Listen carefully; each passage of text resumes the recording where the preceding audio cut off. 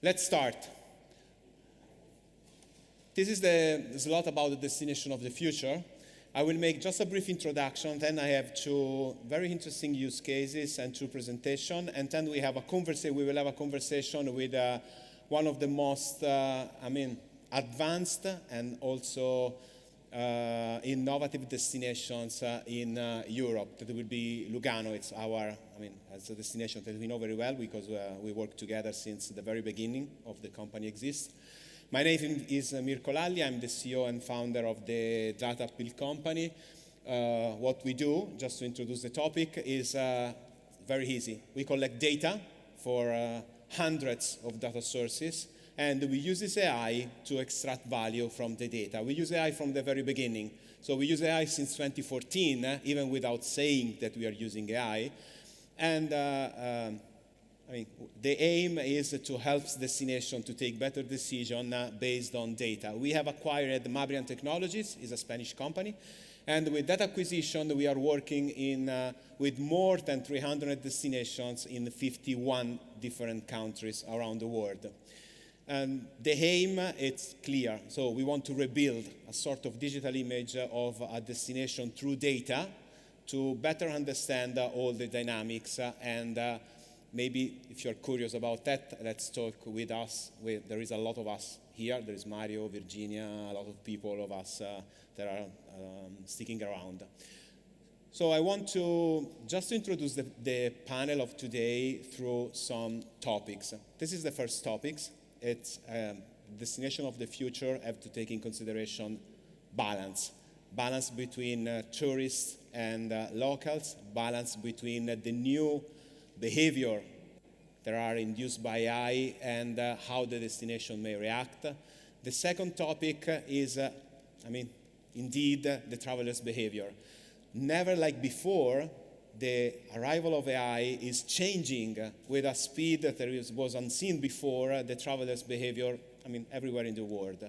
And on the other side, there is the destination struggle. So how the destination may react, because there are a lot of implications in traveler behavior. Let's start with that. What happened in traveler behavior?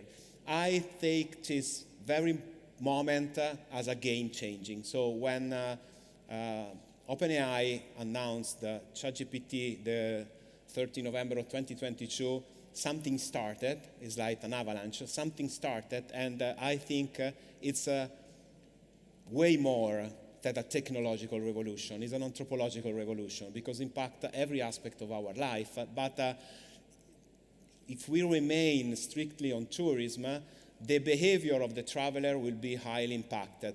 Sorry for the slide, but it's a stolen slide from the latest WTTC in Rome. So I was made by a photo from the public. And I think it's difficult to be read by far, but I want to highlight just two key points. First, usage of AI for trip planning, the projection to 2026 will be 65%. 65. If you think the arrival of internet and online booking took, 10 years to arrive at the same adoption for the market. And even more impressive is the second column. US travel companies that are projecting to use AI agents in 2026, 90%. And look also at the fourth one, trip inspiration starting on social media and AI tools, it's 75%.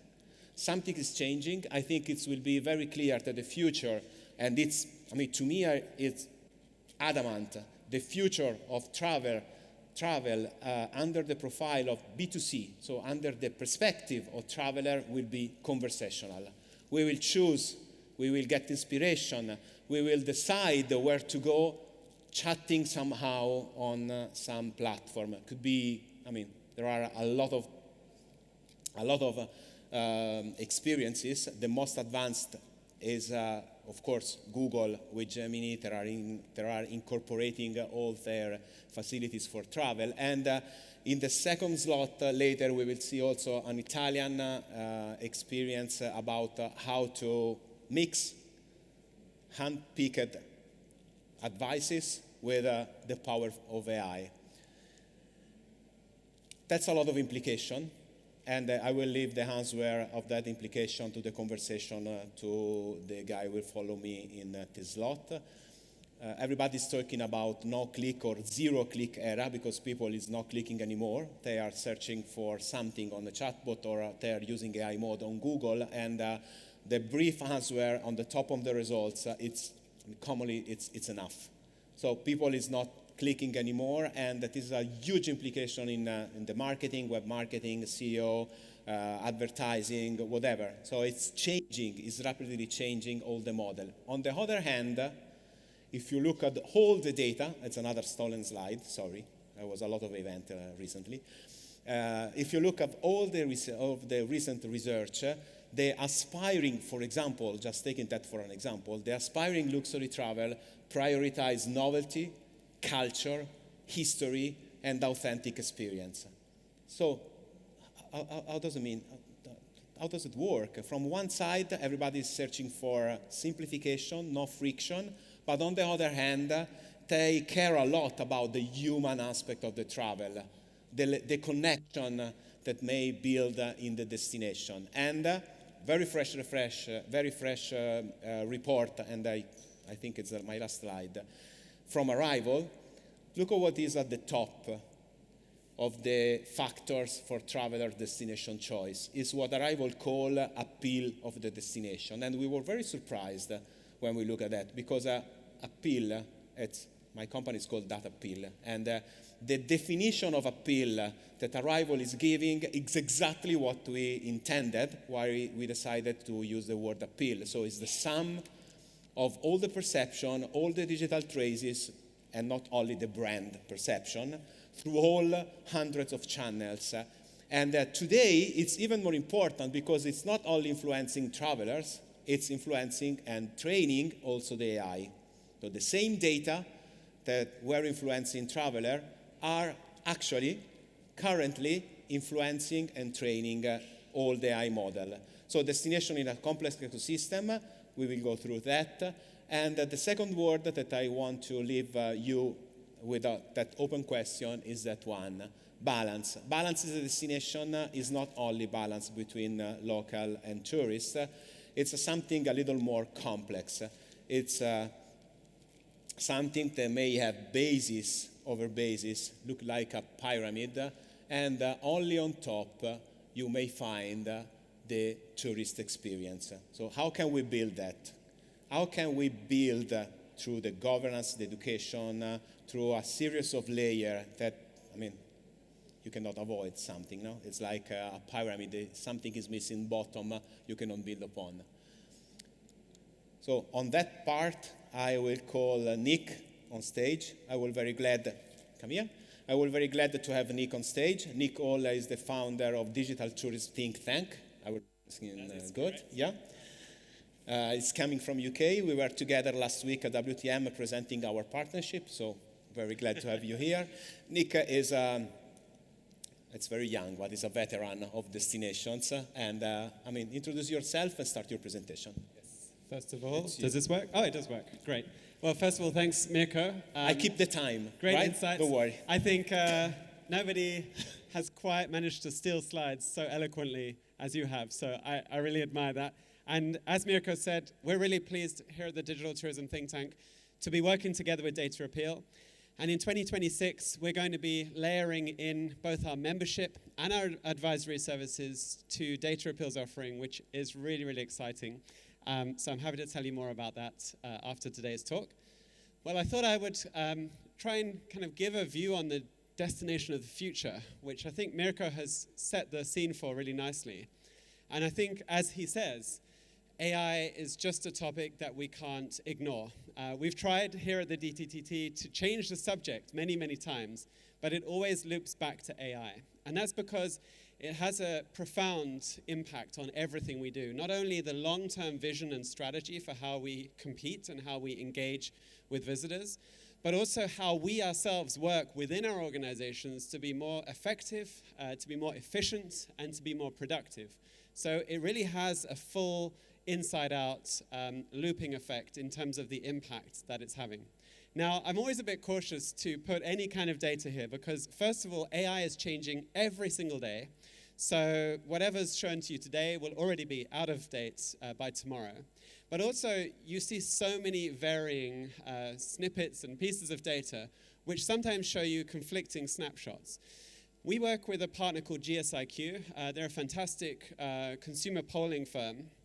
And they've been polling consumers to get a really good idea of how AI is impacting trip planning. And from their recent poll, they've found that 25 to 34-year-olds, 26% of them are using LLMs or AI tools first for their trip planning. And this first is really key because you will very easily see numbers in the high 90s in terms of whether we've used AI tools. And you'll also see that, that more than 55% across different studies are using AI tools and ChatGPT and things like that as part of their trip planning process. But this is the number that relates to those who go directly to ChatGPT as their first source of information and inspiration. So that is a quarter of users within that age group. And why is that important? Because we've always assumed that destination websites play a really prominent role in the visitor cycle, that they're very, very important as official sources of information to develop trip ideas and planning. And actually, this suggests that perhaps that is changing. And once again, we see a new set of channels coming on board which are challenging the way we do things traditionally. And so here, if you look at the same age group, you'll see that 31% go to destination websites and that 26% are going to AI trip planning tools. And that is expected to change dramatically over the coming years. So that means that destination websites will gradually fall down and no longer be considered as important as AI planning tools that we see today. The reality is that most of us have been measuring at least a part of our digital performance on traditional metrics. And when I say traditional metrics, I'm talking about traditional digital metrics. We've been looking at SEO, and we've been looking at how we perform as brands and how we surface on the first page of Google. We might have previously tried to optimize key terms such as hotels in Florence and make sure that we arrive on the first page of the results there. But in reality, today, with users going directly to LLMs, they're adding a lot longer phrases, a lot more context, and they're simply typing their entire request in as if, as Mirko said, they were having a conversation. Well, this is quite interesting, and there's two ways to look at this. First of all, this is changing the game when we think about the implications for SEO, and we have to think now about GEO, generative engine optimization. But it also means we have to understand the psychology of our consumers and the way in which we need to create digital experiences for them, because they expect now to have a conversational experience to arrive at their decisions. And that means that our websites, for the most part, are probably defunct, because for most of us, we're not really offering up content in that format in a way that they can converse with that content. And so there's some fundamental redesigning of that space that we need to think about. So instead of asking for hotels in Florence, I might say, well, where can I find hidden gems in Florence with authentic food and neighborhood vibes? Well, in fact, I actually did this, and I got Claude by Anthropic to create an entire 2-day plan for me in Florence, and I decided to follow that. And Claude actually used some of its agentic features to load up that entire plan into my calendar and into my maps so that I could literally follow the plan that Claude had made. I have to say it was a lot easier than doing the research. And once I prompted to find some hidden gems and some local spots, I'm not completely convinced I stumbled across them, but it wasn't a terrible experience. So that's perhaps, it gives a bit of a glimpse into how traveler behavior is changing.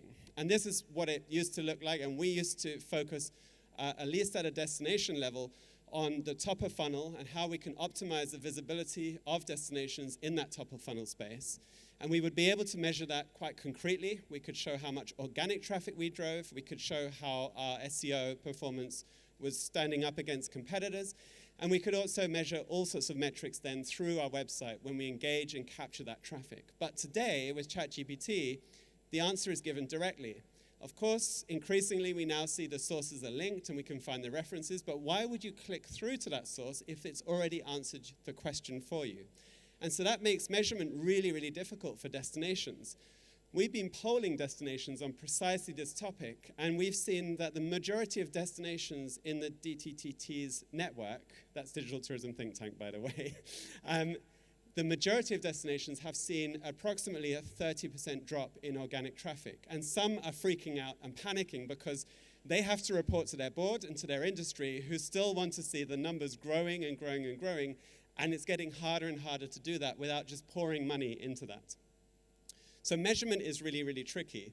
And then, of course, attribution. Where does that booking ultimately come from is also a trickier question to answer, because the traffic generated and the bookings generated thanks to those LLMs is a lot more murky than if we have a much more linear channel.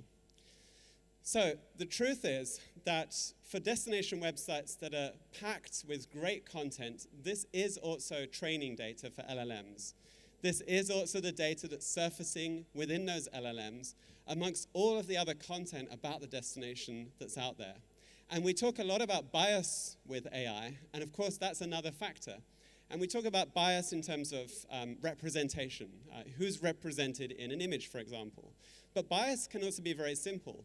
If AI looks for the best spots to visit in Florence, well, it's going to naturally lead you to the tourism hotspots, which creates a bit of a challenge for destinations. So we have to think about that. The other thing is to understand that consumer behavior is shifting so rapidly. And we can see across all studies that millennials and Gen Z are seeking personalization on a new scale. We've always talked about personalization.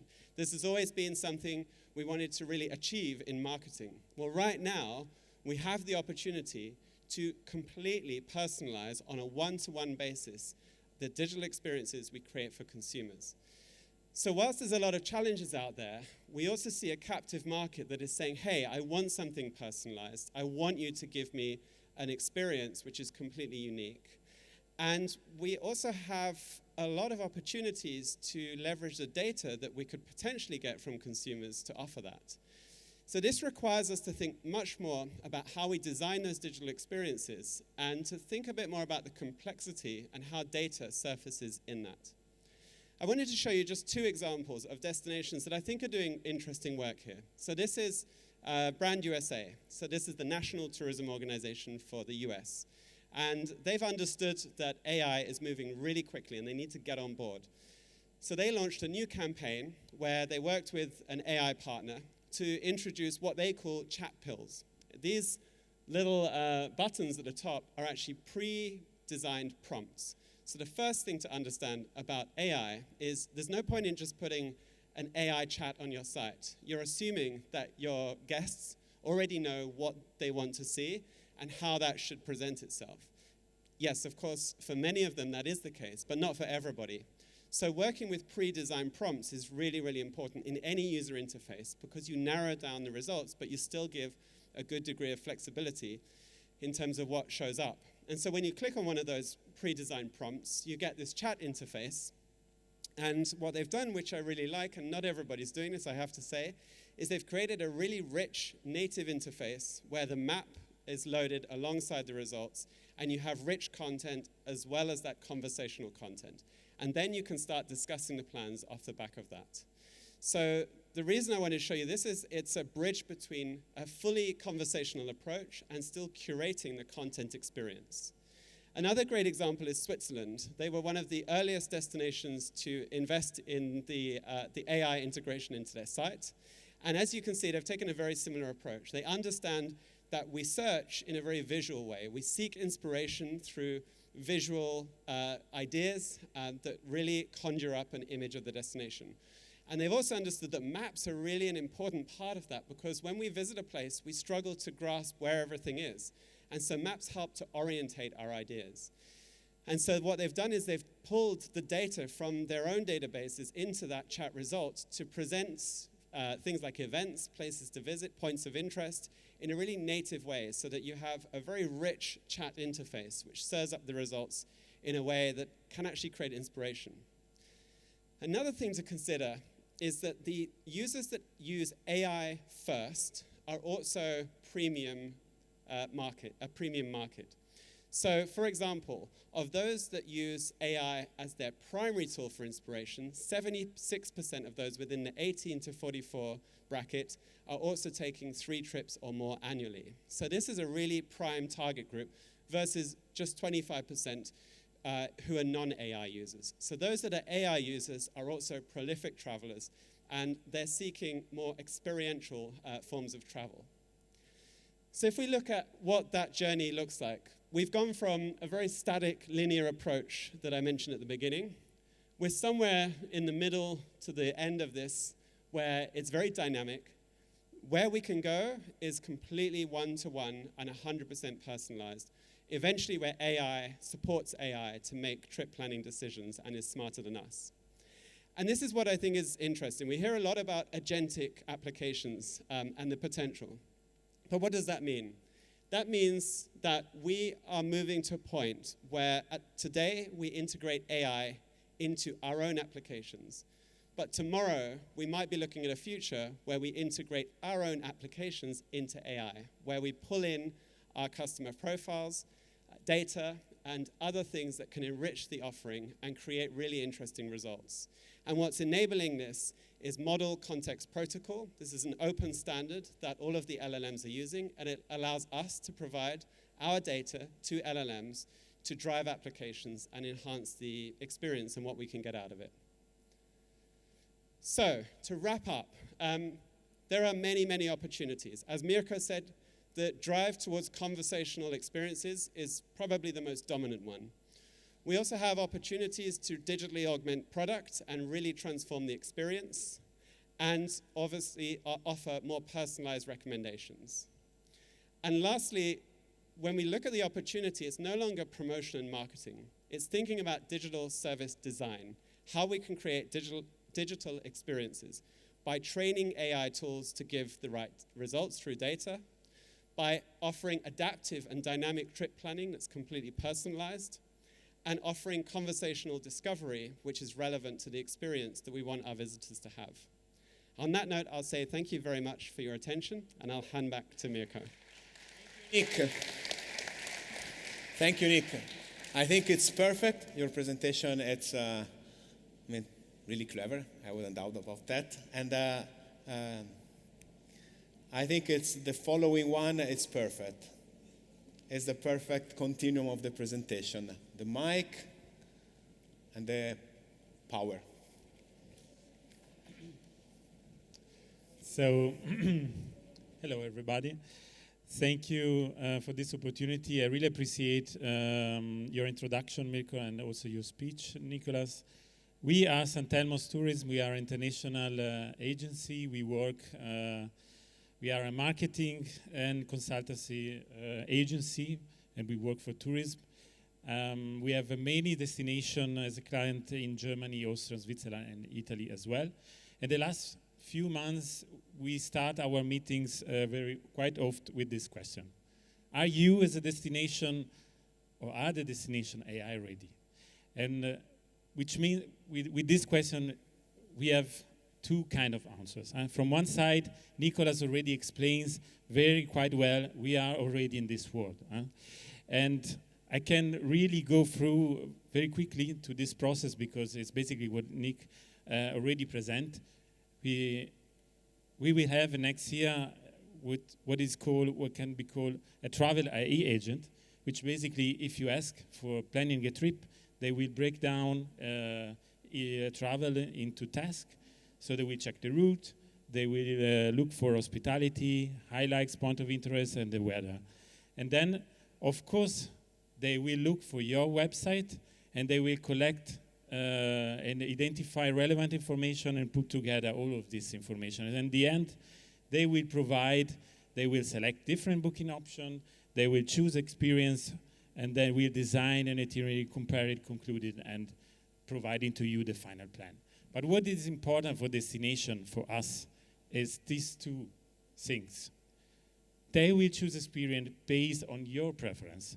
My preferences are different from a family, for example. We then have, for example, child.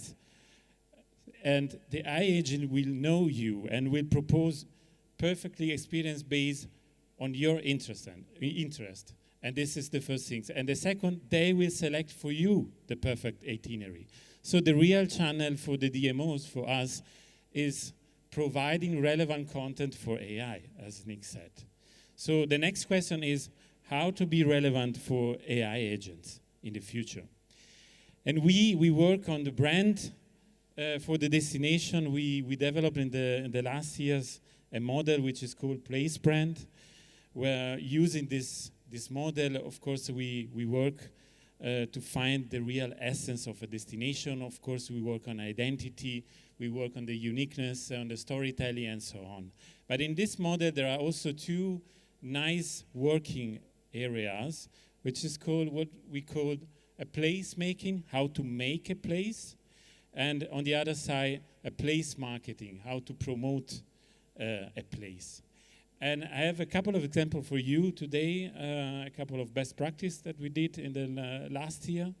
And the first one is for this era placemaking, and which means how to be relevant for the AI. We can be relevant, shaping the reality. So AI is the word of artificial, but in fact, with the destination, we can work on the reality to influence the choice of the AI in the future. So let's make it easy. Let's make an example. We have this beautiful client in the north of Germany. The name is Pinzerbucht. And this is a small town on a highland. And the main attraction, as you can see, it's a long, very long pier on the Baltic Sea.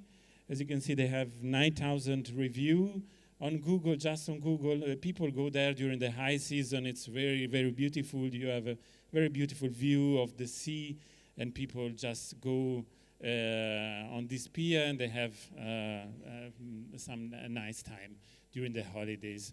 So the story of this pier is quite interesting. It becomes from the early of the 20th century, and it was destroyed and rebuilt 4 times because of bad weather. The last time was the 1996. So now they have an European, they have a new budget from a European fund. They want to rebuild or to renew this pier. And the challenge was how to redesign the pier today and make it relevant for our guests. So at the first thought was, okay, we can do something like this. This is a typical pier from the US where you have some attraction. At the end, maybe you have a nice restaurant and you have some souvenir shops. Then you can sell tickets, and you also can have revenues with a product like this. But hey, this is quite old, and this is the old story. This is the same story. It's not really relevant. We need to reinvent the pier to propose something different. And my colleagues, together with an architectural firm, I think they had a really brilliant idea. We brought the pier inside the city. So we completely reinvented the pier, not looking to the sea, but looking inside in the direction of the city, and creating the longest pier on the Baltic Sea, which is quite long. It's almost 1 kilometer. So this gave us 2 opportunities, as Mirko says at the beginning, balance. So now we have a product that it's not only the last part, and it's not only on the sea, but it's in the town and on the sea. And in 1 kilometer, you can better balance the tourism. And on the other side, you can offer new products, new experience, a new way to also do revenues for the city. And ultimately, you have new content for AI, because AI will look for something special. And this is definitely a unique experience. And the remaining part, of course, remain. We shortened it a little bit, so it's shorter than before, and has a new role of this part of the pier, and it represents the brand of the city as a legend. And then, of course, we divided in 5 steps, and every point has a role in this new product. The second example that I brought today to you is the place marketing. How to promote a destination in the next years. So we see that with the AI and with the concept of zero click, it will be difficult to promote a destination or a product. We think that we still have the chance using creativity, and we should work on relevant new type of content and messages that can be also interesting for the AI agent. So I have a nice and final example. We have a beautiful client in Austria, which is called Zolden. It's a winter ski resort. And last year, we did a new campaign, which is called a winter collection campaign. Why? Because the challenge was how to promote a ski area as a unique destination, which is basically the same question for every ski resort. We know that, but Zolden, we can say that it's more than white snow and blue sky, because if you know this destination, it's an hot spot in the Alps. It has a particular style. We can say it's an icon of style. And we say at the end it's an icon of the Alps. So we tried and we wanted to present this destination in a very different way, and I show you a short video of what we did.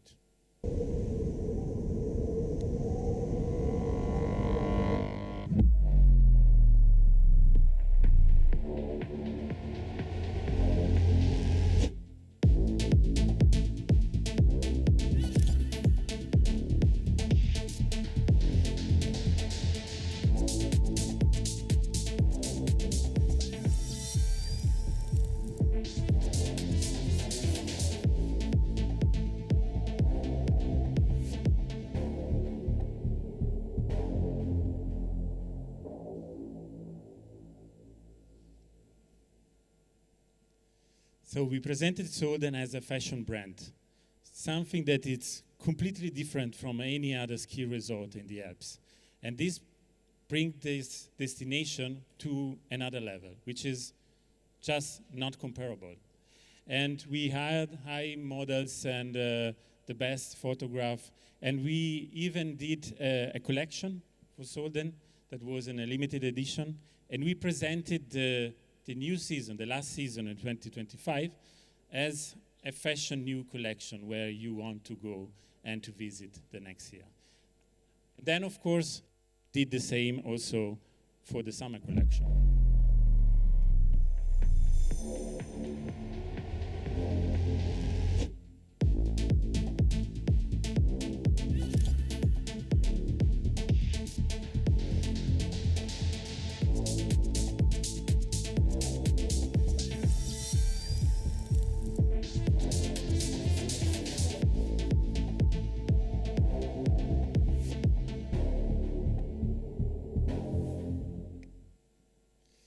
So, to come to a conclusion, how to be ready for AI. We think that the answer is working on the content on a very different level.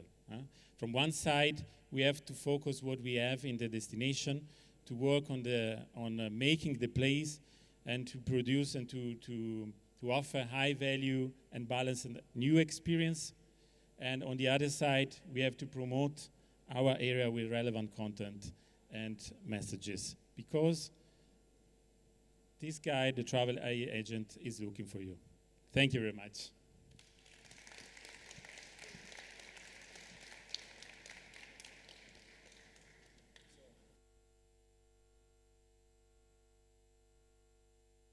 Let's finish the conversation. I will ask Daniela Gugliotta.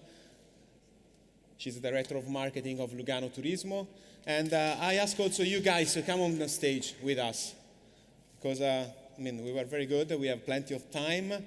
So we start the conversation with Daniela, but feel free to make questions. And I think we will have also a couple of minutes at the end for making other questions. Daniela, just to start, I will sit with you and I give you the mic. I don't need the mic. What do you think? So for your perspective, what do you think of everything that you see in the first presentations?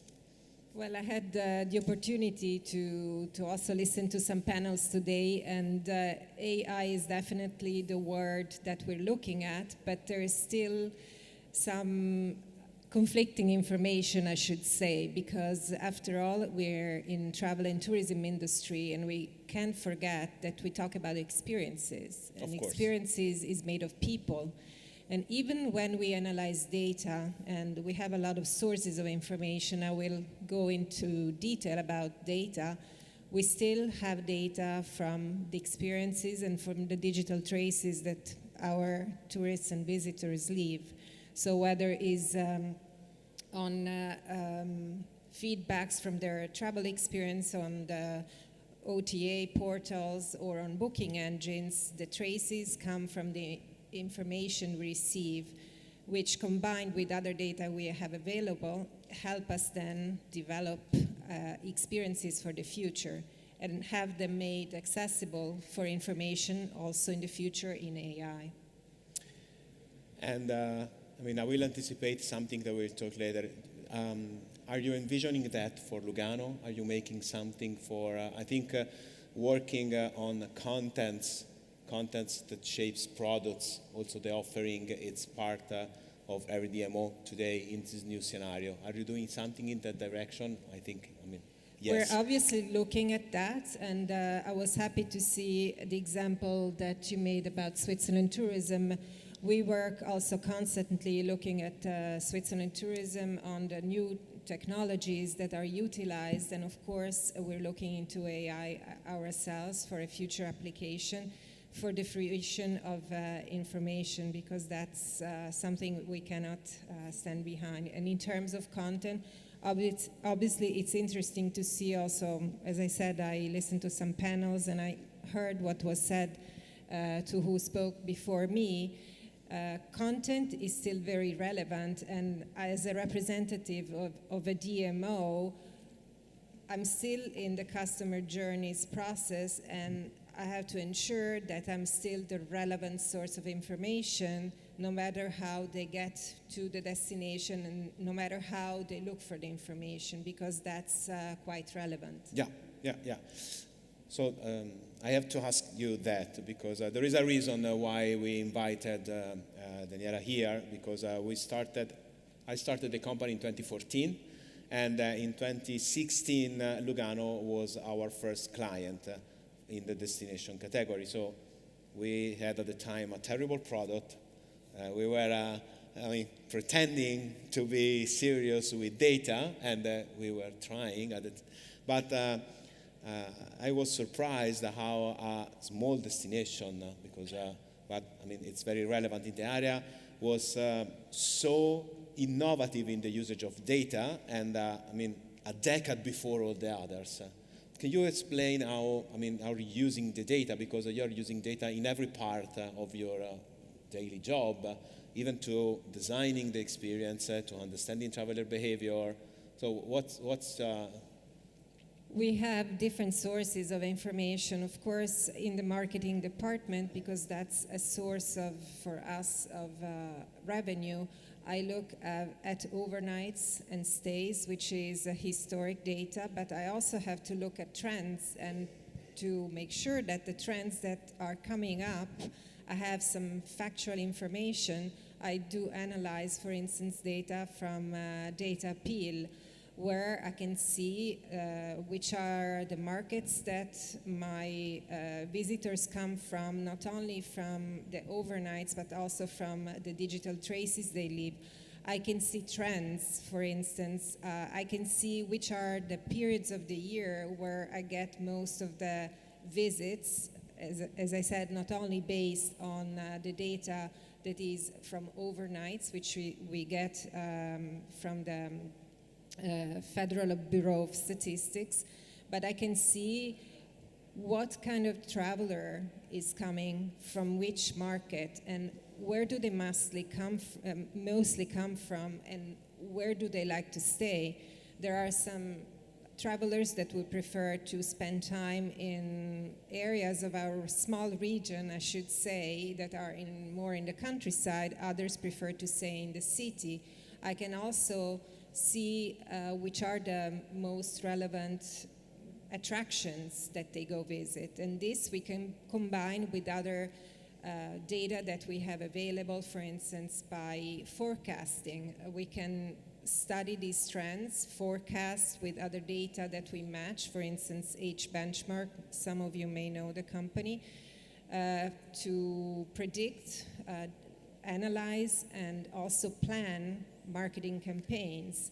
And this brings me also to say something about sustainability and traveling off-season. It's a theme, it's a topic that everybody talks about. Switzerland tourism has this philosophy called Travel Better.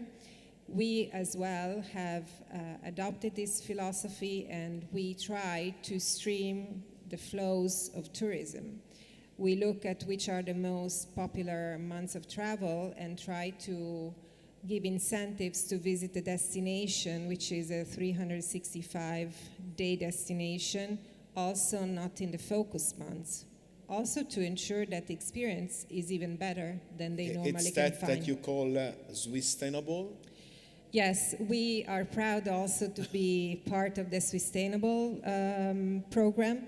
It was launched by Switzerland Tourism a few years ago, and we adopted it as an organization, as a DMO. And this year they launched also the Swiss Sustainable Destination Program, and we were, as Lugano region, one of the first destinations in Switzerland to be part of this. It's a certification, right? It's a label that ensures that you're committed as a destination, as a DMO, to sustainable tourism development with some measure by internally as a DMO taking measures, by externally also trying to motivate your destination partners, the cities, the villages, to also join and be part of this sustainable tourism development. I think it's, ante litteram, something everybody today is talking about destination stewardship. So the multi-stakeholder destination, very complex to be managed, and you have to be, the stewardship process, it's not only managing or the promoting a destination like before. So I think it's something that you are highlighting. It's already in what you do. That's right. We're trying to be leading, and not only be committed, but leading the movement. And of course, you can do only so much, that I have to say, because you have to try and have the conditions that these measures can be taken. But you can start from little, and every organization's, every attractor's contribution can do something to go in this direction. So, how do you see the title of this slot is the destination of the future? If you may envision the future for Lugano, so what is the destination? What is Lugano of the future? It's what is the balance between technology and the human aspect of the tourism? What is the balance between local and tourists? What is the way through AI to enhance the local identity? How do you mix all those ingredients for the Lugano of the future? I think we can't forget what the traveler, the tourist asks for, which is authenticity. And it's been said, authentic experiences is what they're looking for when they come. So even if you use technology, if you analyze data, that is an aspect that they still are seeking when they're coming, because that's what's different from the country they're coming from. They're looking for something different. And I think all of us travel today. We're in this industry, and I personally also made it a profession, but it's also my passion, and it's also something I look for when I travel elsewhere. So AI can just, in my point of view, be a means to find this information, but then the experience has also to be authentic. And this is something we're trying to do. We try to understand who are really the travelers we want to reach out to, and what are the experiences we want to develop. And in that respect, as Lugano region, we do a lot also to develop destination as in product development. So we launched, for instance, some new biking trails in the area of gravel biking. Why is this? Gravel biking is a trend that has been coming. We've seen we've been looking at it. Biking, mountain biking in particular, became very popular during the pandemic, but then the gravel trend, also seen from the manufacturers, has been growing. So we did develop, after analyzing information and data, new trails, and also a product.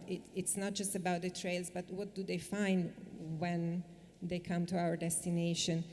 And to do so, we also ensured that we had the right product.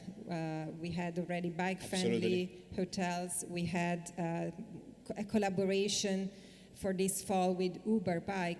We launched a new service so that when you can arrive to Lugano by train, you can also go to the countryside without having to have a car, but with a transfer and take your own bike. So it's all measures that are part of this, and we need to ensure that now this information is transferred and conveyed to the end consumer. To increase the experience of the travelers. Guys, do you have questions for Daniela? I would like to, let's do something that is not, everything is not prepared, but for your perspective that you work with a lot of destinations under different profile, you have a destination here that is experimenting since 10 years, so feel free to ask. I think you're 100% right to say that the experience is really what we have to focus on. And we, as a destination management and marketing organization, it's really important to think about, to look ahead and think about what kind of destination we want to see in the future. And that should be really well articulated in the destination strategy, because it takes time to move a destination towards that. You have to underpin that with clear values. You have to have a vision for where the product is going to evolve and how that's going to shift that. So these trends in terms of downhill biking is really, really, like as you say, a really interesting opportunity to move the market, to change, to work in different seasons, and to address a lot of the challenges of tourism.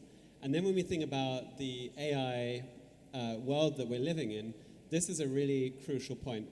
It's, I often say that kind of the traditional approach to marketing and promotion is dead, but that doesn't mean that marketing and promotion is dead. We just have to become a lot more sophisticated and a lot more, we have to understand what's happening. And the voice of the destination is now decentralized. It's, it's spread across many, many social interactions. And that's formed of thousands and thousands of different communities that are passionate about different topics. And so we may find, really niche communities that actually have a pretty huge global following. And that's a really great way to shape the identity of the destination, the notoriety of the destination amongst those communities. And then when we're talking about, well, how do we surface in AI? It's a challenge, of course. But actually, I would argue we need to double down on content, create more, better, more specific content that specifically answers questions and supports that trip planning.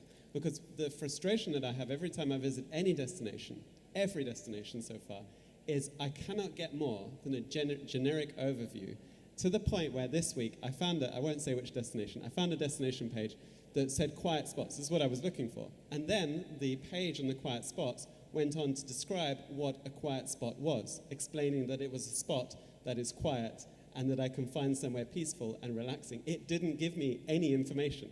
Yeah. And so I think this is, destinations have to make that jump to being really, really thinking about the user experience, from products that's going to shape the brand, all the way down to how we answer and support users in that digital decision-making funnel. It can be done, but it requires a culture and a mindset shift that I think the most open destinations, are really ready for. It is a difficult process. Diego, when you talk about the content, it's also the product, right? You were mentioning that in your presentation.